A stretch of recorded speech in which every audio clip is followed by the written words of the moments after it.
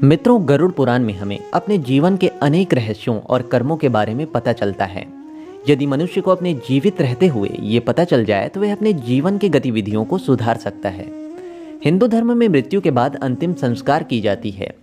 इसके बाद 13 दिनों तक मृतक को नियमित पिंडदान किए जाते हैं और आखिर में 13वें दिन उसकी 13वीं होती है।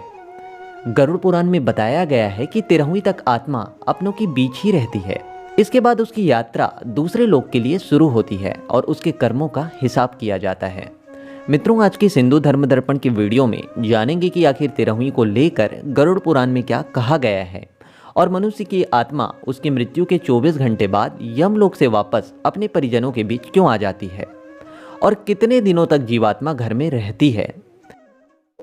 गरुड़ पुराण के मुताबिक जब किसी व्यक्ति के प्राण निकलते हैं तो यमदूत उसकी आत्मा को यमलोक लेकर जाते हैं और वहां उसके सभी पाप और पुण्य कर्मों का लेखा जोखा किया जाता है और उसके पाप और पुण्य कर्मों का हिसाब किया जाता है कि इस जीवात्मा ने अपने पूरे जीवन काल में कितने पाप और पुण्य कर्म किए हैं। इस दौरान करीब 24 घंटे तक आत्मा यमलोक में ही रहती है। इसके बाद यमदूत उसे उसके परिजनों के बीच छोड़ जाते हैं।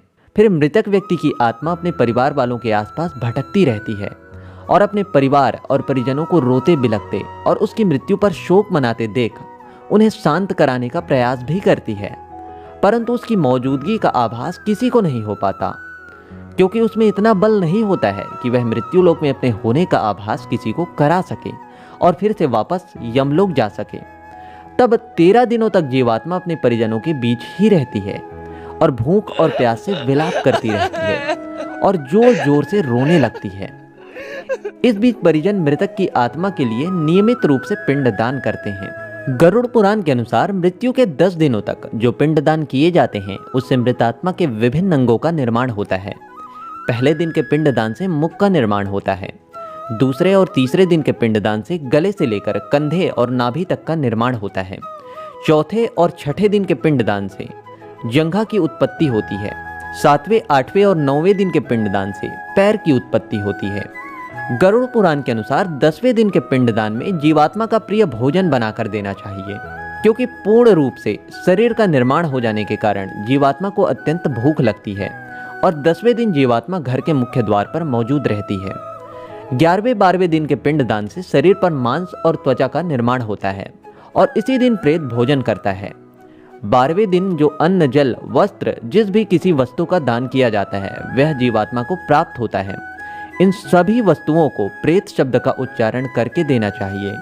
फिर 13वें दिन जब 13वीं की जाती है तो मृतक के नाम से जो पिंडदान किया जाता है उससे ही वो यमलोक की यात्रा को तय करती है और 13 ब्राह्मणों को भोजन कराने से आत्मा को प्रेत योनि से मुक्ति मिल जाती है तथा पिंडदान से आत्मा को बल मिलता है और वह अपने पैरों पर चलकर मृत्यु लोक से यमलोक तक की यात्रा को संपन्न करती है। लेकिन उसकी मृत्यु लोक से यमलोक तक की यात्रा उसके द्वारा किए गए पाप और पुण्य कर्म पर निर्भर करता है। जो व्यक्ति जितना ज्यादा पापी होगा उसका अंतिम यात्रा उतना ही कष्टदायी होगा और जो व्यक्ति जितना ज्यादा भगवत प्रेमी और पुण्य कर्मी होगा उसका अंतिम यात्रा सरल और सुखद होगा।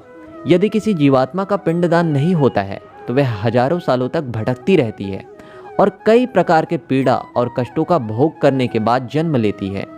मित्रों, इस प्रकार से हिंदू धर्म में 13 दिनों तक पिंडदान जीवात्मा के लिए अत्यंत ही आवश्यक है। अगर आपको हमारे द्वारा दी गई ये छोटी सी जानकारी महत्वपूर्ण लगी तो वीडियो को लाइक अवश्य करें।